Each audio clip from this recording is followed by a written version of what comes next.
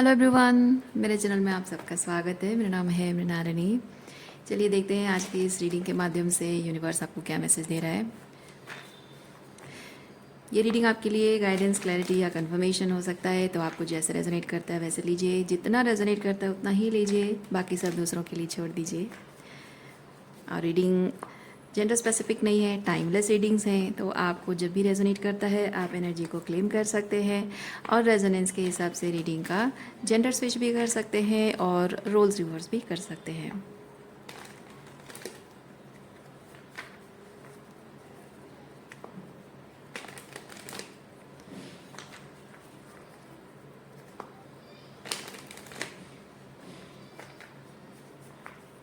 Okay, gratitude के साथ, unconditional love and surrender के साथ शुरुआत करते हैं आपकी रीडिंग। देखते हैं आपके लिए क्या मैसेज है।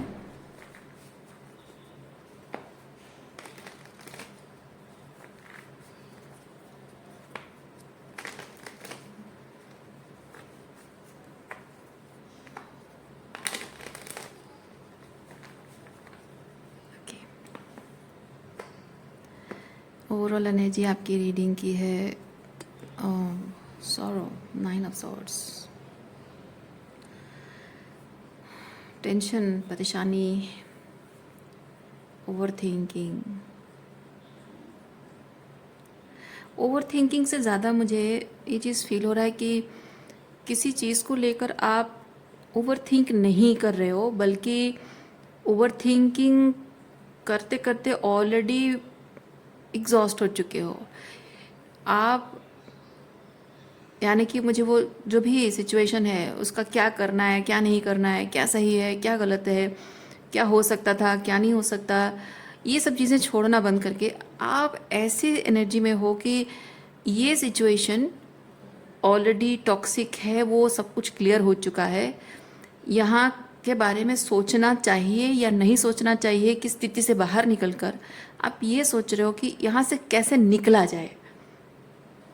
अब परिस्थितियाँ कुछ ऐसी हैं कि आप वहाँ से निकल नहीं पा रहे हो, निकलने का रास्ता आपको नहीं मिल रहा है। लेकिन उससे पहले था कि यहाँ से निकलना है कि नहीं निकलना है, अब वो नहीं है। यस, अब ये है कि यहाँ से निकलना कैसे है, निकल नहीं पा रही हूँ या नहीं पा रहा हूँ, वो चीज़ है, उसके लिए परेशान है आप। ओके,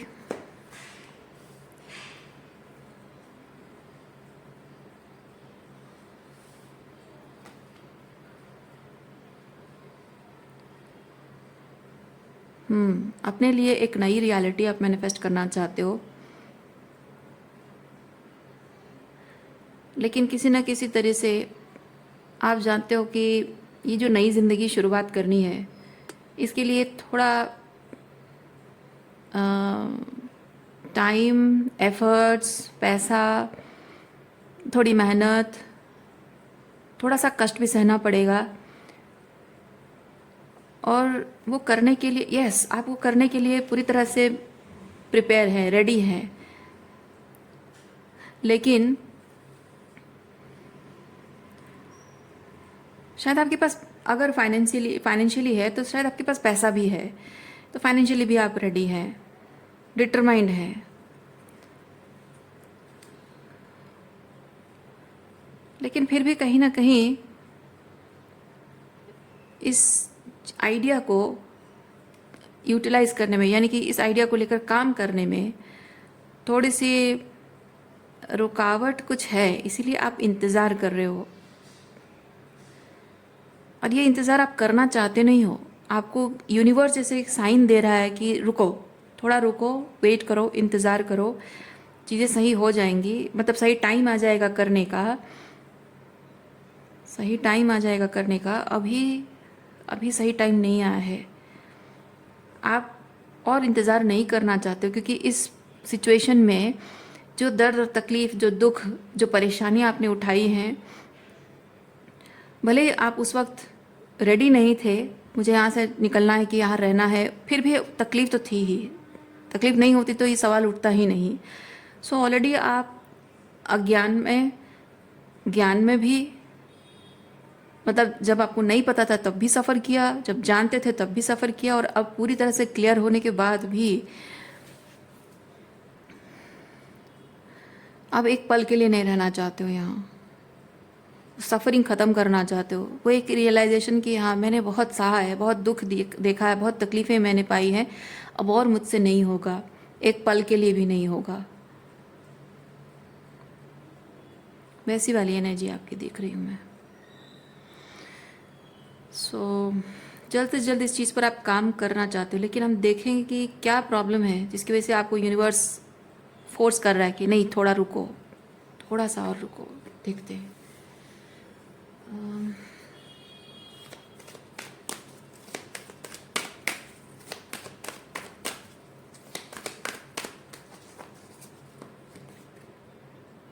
हाँ, there is a secret plan. Universe का आपके लिए एक सेक्रेट प्लान है। जो प्लान आप देख नहीं पा रहे हो, यानी कि देखना मतलब आपको 3D रियलिटी में देखना नहीं, शायद आपकी थर्ड आई मतलब आप स्पिरिचुअली उसे रिसीव नहीं कर पाए हो। थर्ड आई आपका विजन जो है उस चीज़ को लेकर अभी तक खुला नहीं है, क्लियर नहीं है।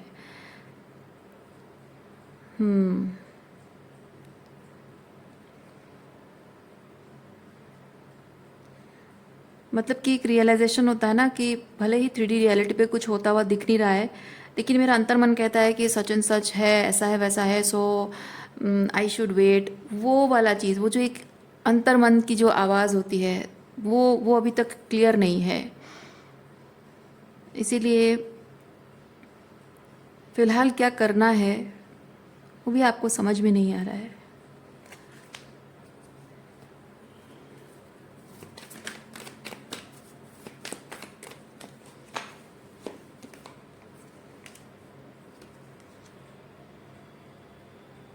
आपको लग रहा है कि इतना कुछ होने के बाद भी, जब मुझे समझ में आ रहा है कि इन लोगों के साथ मेरा रिश्ता नहीं रखना है, मुझे सब कुछ छोड़ देना है, उसके बावजूद भी यूनिवर्स मुझे अगर यहाँ रख रहा है तो शायद इन लोगों के साथ मुझे मजबूरन ज़िंदगी भर ऐसे ही निभाते रहना होगा, ऐसा आपको लग रहा है। शायद यूनिवर्स का यही प्लान है कि मैं अवेकन हो जाऊं, हीलिंग करूं, बाउंड्री मेंटेन करूं, और मेरा मन हो ना हो इनके साथ मैं निभाती रहूं।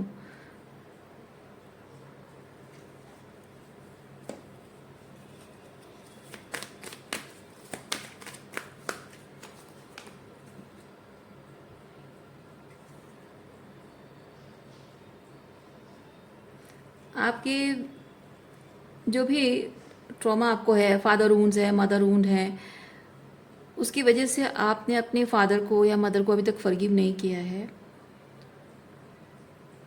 और फादर मदर उनके बारे में और बहुत कुछ आपका डाउनलोड्स होना बाकी है, बहुत कुछ और चीज़ें आपको देखना बाकी है। देखिए क्या होता है, लोगों की टॉक्सिसिटी के बारे में जब आपको पता चलता है ना कि वो आपके साथ कुछ गलत कर रहे हैं, तो जब तक आपको लग रहा है कि शायद उनसे गलतफहमी हुई है, शायद उनको आइडिया नहीं है चीज़ के बारे में कि इस बात से आपको तकलीफ़ हो रही है, तो आप वहाँ पे रहते हो इस उम्मीद में कि हाँ मैं कोशिश करूँगी उनको समझाने की, किसी तरह से कन्विंस करने की कि वो गलत कर रहे हैं, पर वो हो नहीं पाता है। जब फिर नेक्स्ट एक टाइम आता है जब रियलाइज़ होता है कि वो जो कुछ भी कर रहे हैं जानबूझकर कर रहे हैं, और जब जानबूझकर कर रहे हैं आपको पता होता है, तो अब आप उनको अपना दुश्मन मानने लग जाते हो। आप समझ जाते हो कि वो आपके हाईएस्ट गुड के लिए कभी कुछ करते ही नहीं थे। आपको हर चीज़ में वो कभी पास्ट में अगर उन्होंने आपके अच्छे के लिए, आपकी खुशी के लिए कुछ किया भी होगा तो भी आपको लगेगा कि उसमें ज़रूर स्वार्थ है। कुछ नहीं किया है अच्छा तो भी आपको लग रहा है कि हाँ इसमें तो स्वार्थ दिख ही रहा है। सो जिस दिन मतलब पर्टिकुलर डे नहीं, जिस वक्त रियलाइज़ होता है कि इन लोगों के मन में मेरे लिए वो प्यार, वो अपनापन है ही नहीं, या फिर मेरा भला नहीं चाहते, या मेरी खुशी से मेरे दुख से इनको कोई फ़र्क नहीं पड़ता है। बेसिकली ईगो ड्रिवन जो लोग होते हैं ना, उनको देखकर ये हर एक एक्सपीरियंस अतीत का हर एक एक्सपीरियंस झूठा, फेक लगने लगता है, और आपको वही चीज़ लग रहा है कि बचपन से लेकर आज तक जो कुछ भी आपको प्यार, अपनापन, जो सुख जो भी मिला है अपने माता पिता से, वो सब कुछ जैसे एक धोखा है जैसा आपको लग रहा है, एक छलावा है, माया है जैसा आपको लग रहा है। इसलिए बचपन से लेकर आज तक जो कुछ भी आपको मिला है वो सब अगर प्यार नहीं है तो क्या था, आप उसे समझने की कोशिश कर रहे हो। आप देख रहे हो इस पर्सन ने दोनों हाथ अपने सर पर रखा हुआ है, और सर पर एग्जैक्टली वही जगह पे रखने का मतलब क्या होता है, जब इंसान बहुत सोच रहा होता है ना, सोच सोच के परेशान होता है, टेंशन में होता है, मतलब चीज़ों को समझने की, इंटीग्रेट करने की कोशिश करना, हर चीज़ को रैशनलाइज करने की कोशिश करना कि अगर ये प्यार नहीं था, ये हमेशा से मतलब ऐसा साबित हो गया है कि ये लोग मुझसे प्यार नहीं करते, तो ये उस टाइम पे जो उन्होंने ये किया था, वो किया था, उसके पीछे क्या कारण था, ऐसा हुआ था, वैसा हुआ था, उसके पीछे क्या कारण था, ये प्यार था या कुछ और था। तो आप उसको रैशनलाइज करने की कोशिश करते हो, रीजंस ढूंढते हो, उनकी साइकोलॉजी को स्टडी करने की कोशिश करते हो, पूरी तरह से उसकी उनकी साइकोलॉजी को, उनके हर एक्शन एंड वर्ड्स को आप डिसमेंटल करके, डिसेक्शन करके आप जानने की कोशिश करते हो कि किस बात के पीछे, किस बिहेवियर के पीछे क्या इरादा हो सकता है। उससे इस तरह से टेंशन होने लगता है, सर दर्द होने लगता है, ये ओवर थिंकिंग, ओवर एनालाइजिंग है। तो फिलहाल शायद ऐसी एनर्जी में आप हैं, और इस एनर्जी से आपका बाहर निकलना बहुत ज़रूरी है, क्योंकि ये सच है, ये सच है कि आपने अपने फैमिली के जो भी बिट्रेयल है आपने देखा, और वो कितने आपके लिए जेन्युइन लव उनके दिल में है, कितना ट्रू इंटेंशंस है, वो आपने देखा, मैं मानती हूँ। लेकिन ये आप इस तरह से चीज़ों को कैटेगराइज नहीं कर सकते हो कि जीवन भर उन्होंने जो भी आपके लिए किया उसमें कभी प्यार था ही नहीं, और हर चीज़ में कुछ ना कुछ कॉन्स्पिरेसी है, हर चीज़ में कुछ ना कुछ रेड फ्लैग है, कुछ गलत इंटेंशन है। आप ऐसे हर चीज़ को एक साइड नहीं कर सकते हो, क्योंकि आज जैसे आप देखो, आपका उनके साथ जो रिश्ता बिगड़ गया है, आप जो उनसे आज प्यार नहीं करते हो आपके दिल में, क्योंकि नार्सिसिस्टिक अब्यूजिव रिलेशनशिप हो, टॉक्सिक लोगों के साथ बेसिकली जो रिश्ता जब टूटता है, उनकी सच्चाई पूरी तरह से सामने आती है, तो एक डिस्गस्ट, हेट्रेड मन में पैदा होती है। और आपका डिस्गस्ट और हेट्रेड पैदा होना वो आपके मतलब आपकी पर्सनालिटी का फ्लॉज नहीं है, बल्कि वो एक साइन है कि आप हीलिंग शुरू कर रहे हो, आपकी हीलिंग शुरू हो चुकी है। क्योंकि जब तक आपके मन के किसी कोने में थोड़ा सा फैंटेसी, प्यार का इल्यूजन रहता है, यानी कि आपकी हीलिंग शुरू नहीं हुई है। वो सारा फैंटेसी जब ड्रॉप हो जाता है, तब डिस्गस्ट एंड हेट्रेड पैदा होती है, एंगर, फ्रस्ट्रेशन पैदा होता है, और वही साइन होता है कि आपकी हीलिंग शुरू हो रही है। सो ऐसे में ये बहुत कॉमन चीज़ है कि एक इंसान अपने उन्हीं रिलेशनशिप को शुरुआत से लेकर अब तक जो कुछ भी हुआ सबको फिर से रिवाइंड करके देख रहा है, और हर चीज़ में क्या है आप वो ऑब्जर्व कर रहे हैं। लेकिन आप खुद ही देखो कि आज आपके मन में जो उनके लिए घृणा भर गई है, तो इससे अगर आपको कहा जाए कि आप हमेशा से उनसे नफरत करते थे, आपके मन में उनके लिए घृणा थी, प्यार था ही नहीं, आप नाटक करते थे, पर ये सच नहीं है। क्योंकि समय के साथ साथ आपको रियलाइज़ हुआ है कि उनके विचार, आपके विचार मिलते नहीं हैं, उनके लाइफ चॉइसेस, आपकी लाइफ चॉइसेस मिलती नहीं हैं, उनका कॉन्शियसनेस लेवल आपका अलग है, उनकी प्रायोरिटीज़ आपकी प्रायोरिटीज़ अलग हैं। मैं कहना ये चाह रही हूँ कि जब आपके लोगों के साथ कनेक्शन शुरुआत होते हैं, तो लोग आपको 0% जानते हैं। जैसे जैसे समय बीतता जाता है, वो परसेंटेज बढ़ते बढ़ते जाता है, और धीरे धीरे इंसान को समझ में आता है, एक टाइम आता है, समझ में आता है कि ये मेरे प्लान के मुताबिक फिट नहीं हो रहा है। और स्पेसिफिकली जब बहुत क्लोज कनेक्शन होता है, जैसे पेरेंट्स के साथ बच्चों का कनेक्शन है, या हस्बैंड वाइफ का रिलेशनशिप है, तो बेसिकली जो डोमिनेंट एनर्जी होता है, जैसे कि पेरेंट्स बच्चों से डोमिनेंट एनर्जी हैं, या हस्बैंड वाइफ रिलेशनशिप में जो ज़्यादा कंट्रोलिंग होता है या जो ज़्यादा सेल्फ सेंटर होता है, जो ज़्यादा स्टबॉर्न होता है, जो अपने आप पर काम नहीं करना चाहता है, वो लोग जनरली वो डोमिनेंट होते हैं। तो वो लोग जनरली क्या करते हैं, आप जब उनके प्लान के अकॉर्डिंग फिट नहीं हो रहे हो तो आपको प्लान के अकॉर्डिंग फिट करने के लिए अलग अलग तरीके से कोशिश करते हैं, कंट्रोल करने की कोशिश करते हैं, और वो नहीं हो पाता है तो क्लैशेस होना शुरू हो जाता है। सो बेसिकली किसी भी रिश्ते की शुरुआत एक्सपेक्टेशन से होती है। तो वहाँ हम एक दूसरे के साथ जब जुड़ते हैं, सुपरफिशियल कनेक्शन होता है, और एक परसोना, एक झूठा परसोना होता है, वो जो एक फैंटेसी होती है, प्यार की वो फैंटेसी इल्यूजन होता है, उसकी वजह से हम सामने वाले के साथ जो कनेक्शन बहुत अच्छा फील करते हैं। लेकिन हाँ, और उसमें जेन्युइनली एक दूसरे के लिए वो एफर्ट्स भी बहुत प्यार भरे होते हैं। लेकिन जैसे जैसे रियलाइज़ होता है कि ये मेरे प्लान को फिट नहीं हो रहा है, तो वहाँ से एनर्जी विड्रॉ होने लगती है। कुछ लोग जो जेन्युइन जिनका लव सेल्फ सेंटर नहीं होता, जैसे आपका सेल्फ सेंटर नहीं है, तो आप उनके हिसाब से फिट इन होने की कोशिश करते हो उनकी खुशी के लिए। या कभी कभी आप थोड़ा सा आर्ग्यूमेंट होता है आपका, लड़ाई झगड़ा होता है, आप अपने पॉइंट साबित करने की कोशिश करते हो। और जो सेल्फ सेंटर लोग होते हैं वो बेसिकली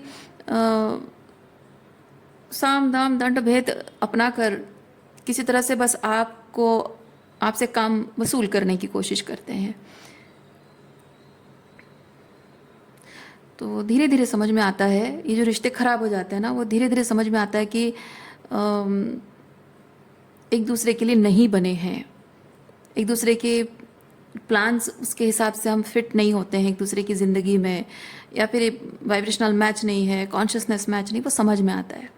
तो मैं ये नहीं कह रही हूँ कि वो जो कर रहे हैं, मैं जस्टिफाई नहीं कर रही हूँ कि वो जो कर रहे हैं वो गलत नहीं है, सही है, मैं नहीं कह रही हूँ, या आप जो कर रहे हो गलत है, मैं नहीं कह रही हूँ। मैं सिंपली ये चीज़ कह रही हूँ कि जब एक दूसरे को नहीं जानते हैं तो मिलना जुलना अच्छा लगता है।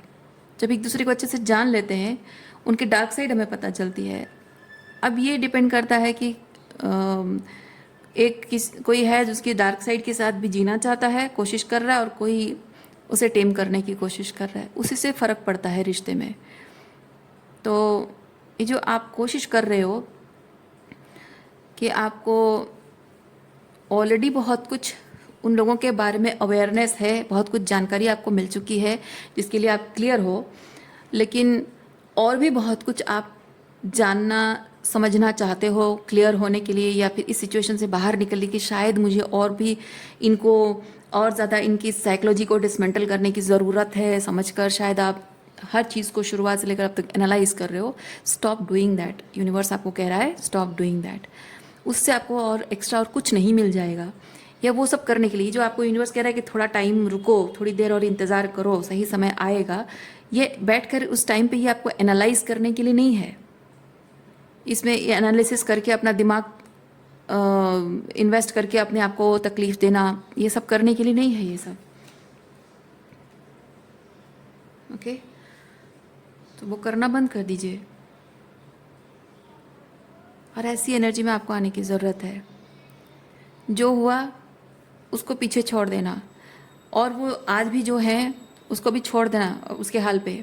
वो क्या सोच कर क्या बोल रहे हैं, क्या कर रहे हैं, उसके बारे में भी सोचना बंद कर देना है। इस वक्त आपकी हीलिंग ज़रूरी है, हीलिंग पर फोकस करना है।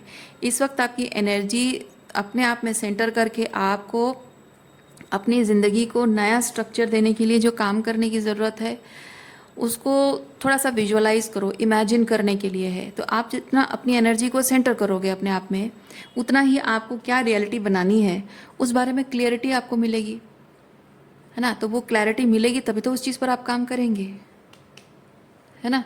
तो अभी तक नहीं हो पा रही है, क्यों? क्योंकि आपको लग रहा है कि इस सिचुएशन में अगर अभी भी मैं हूँ तो मेरा काम है, मुझे अपने आप को इन लोगों से बचाने के लिए मुझे दिन रात 24 घंटे बस यही सोचते रहना होगा कि शुरुआत से लेकर अब तक किस सिचुएशन में क्या, किस चीज़ को कैसे किया, क्या सोच रहा था, क्या रेड फ्लैग था। नहीं, वो सोचने की आपको ज़रूरत नहीं है। वो सब चीज़ें अब छोड़ दो, पीछे छोड़ दो, जाने दो उनको, ठीक है। और दूसरा चीज़ है कि ये जो कुछ भी ट्रॉमाटाइजिंग आपके जीवन में हुआ है उससे आपकी जो नर्वस सिस्टम डिसरेगुलेट हुई है उसको रेगुलेट करने का काम आपको करना है इस वक्त।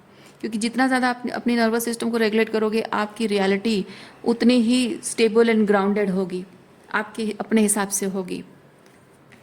जितना ज़्यादा अतीत में झांक झांक कर देखोगे, पीछे मुड़ मुड़ कर देखोगे, उतने ही आप उसी एनर्जी में उसी दहलीज पर आप रहोगे। जैसे कि आपका अतीत एक जैसे कि आप सोचो एक कमरा, एक घर है और घर का बाहर है ना, आउटसाइड है और बीच में दरवाजे की दहलीज है। So you are kind of in that energy. उस दहलीज पे आप हो जहाँ वो घर से बाहर निकल चुके हो, उस अंधेरे कमरे से बाहर रोशनी में निकल चुके हो, लेकिन उस दहलीज पे हो। पूरी तरह से आपने बाहर की दुनिया अभी तक देखी नहीं है। बाहर की दुनिया कहने का मतलब वो जो नई दुनिया है आपकी, है ना, वो नई दुनिया जो आपने अभी तक देखी नहीं कि क्या है। आप अभी फ़िलहाल उस दहलीज पे हो और यूनिवर्स आपको अभी वहीं रख रहा है। तो इसका मतलब ये नहीं कि आप पीछे पलट पलट कर देखोगे उस अंधेरे में। उस अंधेरे में और आपके लिए कुछ नहीं रखा है। ओके, अब आपको वहीं पे अगर यूनिवर्स ने रखा है तो वहीं पे बैठकर आप शांति से अपनी एनर्जी को सेंटर करके हीलिंग पर ध्यान दो, अपने नर्वस सिस्टम को रेगुलेट करो और विजुअलाइज करो अपना फ्यूचर। क्योंकि आप अतीत को जब पीछे छोड़ देते हो और अब जिस एनर्जी में हो ये सिर्फ आपकी एनर्जी है। जैसे कि अम, जैसे कि अगर कहें पास्ट जो है वो दूध में पानी मिला हुआ है, लेकिन अभी जो एनर्जी है आप प्योर मिल्क वाली एनर्जी में आ रहे हो जिसमें कोई मिलावट नहीं है। ओके, मुझे कुछ और बेटर एग्जांपल नहीं दिखा तो मैं ये बोल रही हूँ, पर आपको वही प्योरिटी की एनर्जी में आनी है, प्योरिटी में आनी है कि आपकी एनर्जी सिर्फ आपकी, आप जो एनर्जी फील कर रहे हो अपनी ज़िंदगी में, अपने आप में, मन बुद्धि आत्मा में जो भी महसूस कर रहे हो वो सिर्फ आपकी होनी चाहिए। So you have to come before doing something, before starting something new you have to purify your inner energy inside your inside। हो सकता है कि ये जो इनसाइड आप प्योरीफाई कर रहे हो साइकोलॉजिकली है, इमोशनली है और मे बी फिजिकल बॉडी की भी है। हो सकता है कि इस वक्त आप डिटॉक्सिफिकेशन, अगर आपकी तबीयत खराब रही है तो मे बी आप डिटॉक्सीफाई करने की भी आपको ज़रूरत है, तो आपको जैसा रेजोनेट करता है वैसे लीजिए। तो ये काइंड ऑफ एक एनर्जेटिक है या फिजिकली है, डिटॉक्सिफिकेशन प्रोसेस है। तभी जाकर आप जीवन के नए अनुभवों को अच्छी तरह से एक्सपीरियंस कर पाओगे। लेकिन पास्ट का अगर वो टॉक्सिसिटी का असर है तो आप नई एनर्जी को, नई चीज़ों को उसी टॉक्सिसिटी के साथ ही एक्सपीरियंस करोगे, तो मिलावट उसमें रहेगी। उसको बेस्ट जितना एक्सपीरियंस करना चाहिए, जैसे करना चाहिए, वो नहीं कर पाओगे। इसीलिए डिटॉक्सिफिकेशन का प्रोसेस मान लीजिए इसको। ओके, आगे क्या एनर्जी है देखते हैं।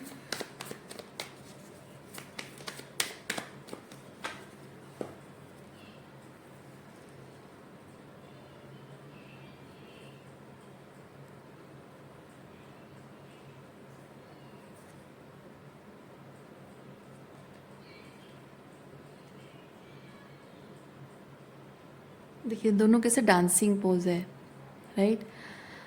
सो ये जैसे रिश्ता है, छोड़ देना, घर छोड़ देना, काम छोड़ देना, कोई भी जॉब अगर कर रहे हो तो कुछ है जिसे छोड़ देना, आपका पास्ट जो है उसे छोड़ देना पूरी तरह से। तो ये राइटनेस कार्ड मुझे ये चीज़ बताता है कि यहाँ से बाहर निकलने के लिए आप पूरी तरह से रेडी नहीं हो। आपको लग रहा है कि आप रेडी हो बट आप रेडी नहीं हो। पता है क्यों? क्योंकि ये जो डांसिंग एनर्जी है, आप देखिए यहाँ पे फिजिकल डांसिंग है पर ये कॉन्शियसनेस डांसिंग है। कहने का मतलब है कि आपको सिर्फ पता है कि आपको करना क्या है पर उसे अभी तक आपने करना शुरू नहीं किया है। मतलब आपके पास कॉन्शियसनेस है बट एम्बॉडीमेंट नहीं है। इसीलिए यहाँ से बाहर निकलने के लिए आप पूरी तरह से रेडी नहीं हो। ओके, एम्बॉडीमेंट ज़रूरी है, बहुत ज़रूरी है एम्बॉडीमेंट।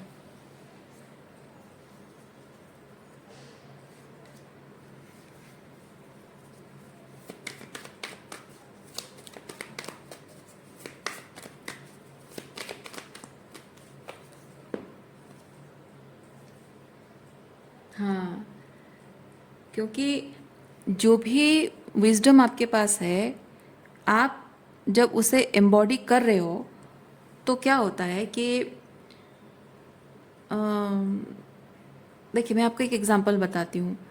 आप मान लीजिए कि आपके पिता ने या बड़े भाई ने, किसी ने भी, जो आपके अथॉरिटी फिगर आपके जीवन में है, तो कोई अथॉरिटी फिगर है और उनके आदेश के बिना, उन उनको एक्नॉलेज किए बिना आप कुछ करते नहीं हो, और उनके खिलाफ कुछ बोलना, उनके किसी बात को गलत बोलना तो सवाल ही नहीं उठता, आपको डर लगता है।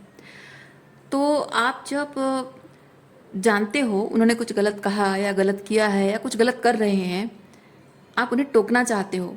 आपको आपको समझ में आ रहा है, आपको समझ में आ रहा है कि वो गलत कर रहे हैं और आपको या किसी को भी उन्हें टोकने की ज़रूरत है। अदरवाइज़ वो जो कर रहे हैं उससे किसी का नुकसान हो सकता है। लेकिन वो चीज़ करेगा कौन, बात यही है। करेगा कौन, करने की गट्स, करने की हिम्मत आपके अंदर है या नहीं है?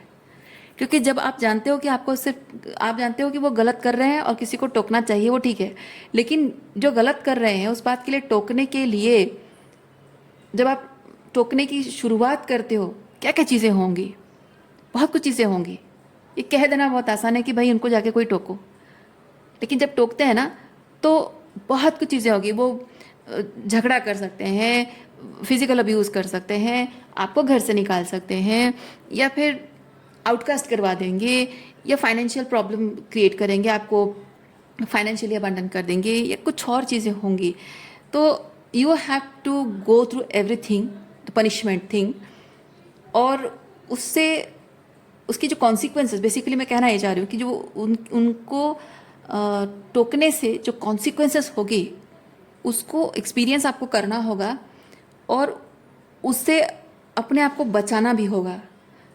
तो कहना बहुत आसान होता है, करना, एम्बॉडीमेंट मुश्किल काम है, क्योंकि उसके बहुत सारे कॉन्सिक्वेंसेस होंगे, है ना। तो वही चीज़ है। तो आप जब वो चीज़ करना शुरू करते हो, जो जो कॉन्शियसनेस आपके अंदर है, वो करना जब आप शुरू करते हो तो आपको समझ में आता है। जब आप बोल रहे हो आपको समझ में नहीं आ रहा है कि क्या क्या चीज़ें और हो सकती हैं, क्या क्या चीज़ें कैसे हैंडल करनी है, लेकिन जैसे आप करना शुरू करते हो आपको समझ में आता है कि क्या क्या चीज़ें उसके लिए रिक्वायरमेंट है। तो आप वो सिचुएशन अकॉर्डिंगली तैयार करते हो। सिंपल बात है, आपको जब आलू की सब्ज़ी बनानी है तो आप सिंपली कहोगे आलू की सब्ज़ी ऐसे, ये डलता है, वो डलता है, वो डलता है ना, तो ऐसे ऐसे करके बना लो। पर जब बनाने लगते हो तो उसमें कभी आपको दिख रहा है कि हाँ इसमें पानी ज़्यादा डल गया, उसमें आलू ज़्यादा बॉयल हो गया, ये इसमें नमक ज़्यादा लग गया, तब आपको समझ में आता है कि ऐसे खाली बोल देने से नहीं होता है। उसका मेज़रमेंट भी होता है। भले आपको रेसिपी पता है फिर भी आपको मेज़रमेंट होता है हर चीज़ का, कम ज़्यादा क्या है, कैसे है, कितना टाइम कुक करना पड़ता है, हर चीज़ का ध्यान देना पड़ता है। तो एक बार आपसे जब गलती होगी, ये बैक एंड फोर्थ एनर्जी क्या है, एग्जैक्टली वही चीज़ है। बैक एंड फोर्थ होगा मतलब एक बार आपसे गलती होगी, आप दोबारा ट्राई करोगे, वो गलती रिपीट नहीं करोगे, पर कुछ और गलत हो जाएगा। फिर थर्ड टाइम जब आप बनाओगे, थर्ड टाइम उस चीज़ का ध्यान दोगे, तो एक एक फ्लॉज निकलती रहेंगी और उन्हें सुधारते जाओगे।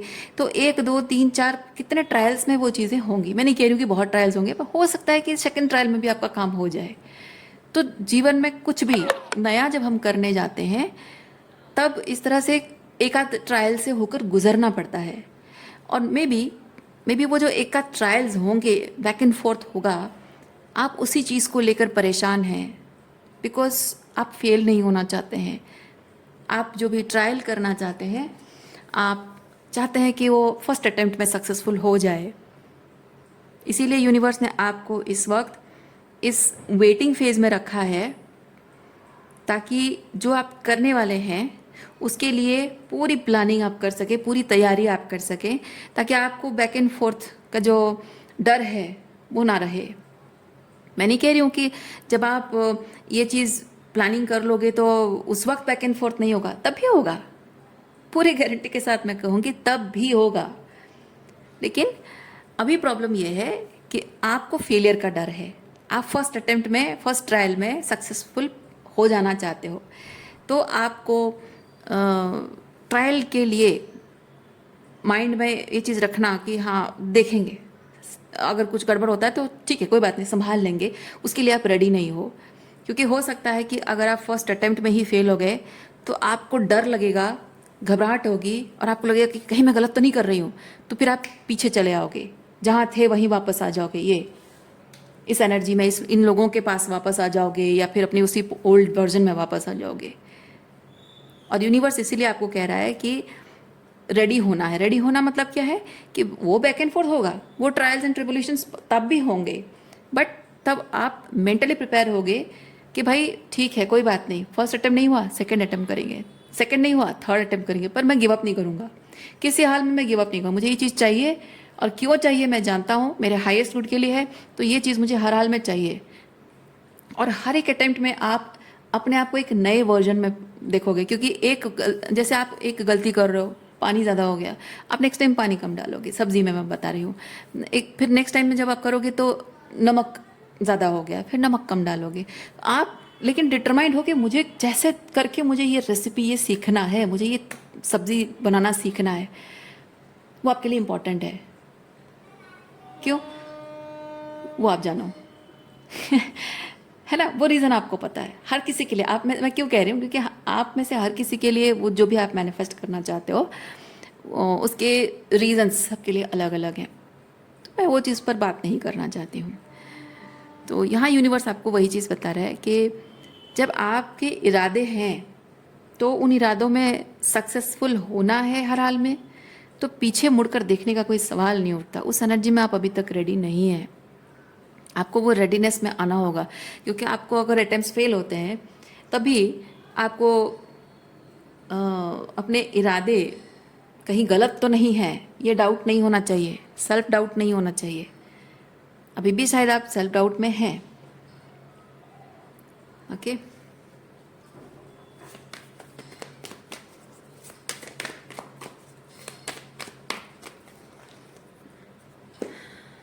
देखिए, जो भी आप करना चाहते हो वो ट्रूली वो चीज़ आपके हाईएस्ट गुड को सर्व करेगा या नहीं, उसकी फाउंडेशन सेट करनी है। क्योंकि जो भी आप करोगे, घर भी बनाते हो, फाउंडेशन सेट करते हो, बिना फाउंडेशन के घर नहीं बनता है, शैलो फाउंडेशन पे नहीं हो सकता है ना, सॉलिड फाउंडेशन बनाना होगा। तो आप जब एक घर बना रहे हो, आप फाउंडेशन सेट करोगे ही, उसके बिना तो होगा नहीं। और आप अगर सही तरीके से जानते नहीं हो कि कैसे करना है, यानी कि जो आप मैनिफेस्ट करना चाहते हो उसके लिए क्या फाउंडेशन सेट करनी है, आपको नहीं पता है, बस आप ऐसे ही भाग भाग जाओगे, ऐसे ही क्या बोलते हैं, एक्साइटमेंट में बस उस तरफ भागोगे, और ऐसे ही बस हवा में उड़ने जैसा होगा, राइट। बैक एंड फोर्थ होता रहेगा, डाउट होता रहेगा, कन्फ्यूजन होता रहेगा। तो उसके लिए एक फाउंडेशन चाहिए, आपको सेट करनी होगी, और वो भी शैलो नहीं होनी चाहिए, सॉलिड फाउंडेशन होना चाहिए। अब सॉलिड फाउंडेशन के लिए क्या चाहिए? पैसा नहीं चाहिए, डिटर्मिनेशन चाहिए। रिसोर्सेस की कमी हो तो भी डिटर्मिनेशन हो, है ना। आपके अंदर अगर डिटर्मिनेशन, वो डिटर्मिनेशन ही है जो सॉलिड फाउंडेशन है। क्योंकि आपके पास हो सकता है कि कभी पैसों की कमी हो, कभी कुछ रिसोर्सेस की कमी हो, या आपके अंदर कॉन्फिडेंस की कमी हो, पर इरादे मजबूत हैं कि नहीं, भले ही मुझे डर लग रहा है, घबराहट हो रही है, पर मुझे करना है, किसी भी हाल में वो करना है, किसी भी हाल में मुझे वो अचीव करना है, गोल्स अचीव करने हैं। वो होना बहुत ज़रूरी है, तभी जाकर चाहे कितने भी ट्रायल्स हों आप कोशिश करना नहीं छोड़ोगे। और जब आप के इरादे मजबूत है, वो रेजिलियंस आपके अंदर है, तभी जाकर जो भी आप मैनिफेस्ट करना चाहते हो वो अचीव कर पाओगे। So you have to be very very very clear about it.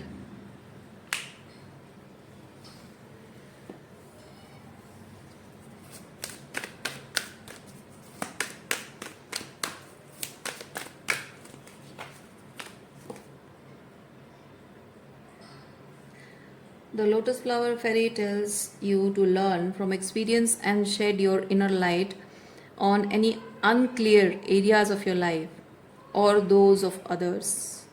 फिलहाल तो आपके बारे में है, अदर्स के बारे में हम बाद में बात करेंगे, पर ये आपके बारे में। देखा, आपको क्लियर होना है, ये पूरी तरह से क्लियर होना है कि आप जो करने की कोशिश कर रहे हैं वो आपको ट्रूली चाहिए या नहीं चाहिए। अगर चाहिए तो ऐसे ही उसके पीछे हवा की झोंके की तरह भागने से नहीं होगा, फाउंडेशन सेट करनी होगी, वो भी सॉलिड फाउंडेशन सेट करना होगा। तो वो आपको समझना है। इरादे, इरादे मजबूत, कॉन्फिडेंस भले ही शेक हो रहा हो लेकिन इरादे मजबूत होने चाहिए। सो रीडिंग मैं यहीं पे रखती हूँ। उम्मीद करती हूँ इस रीडिंग से आपको कुछ क्लैरिटी मिली हो। मैं आपको नेक्स्ट रीडिंग में मिलती हूँ। अपना ख्याल रखिए, खुश रहिए, बाय।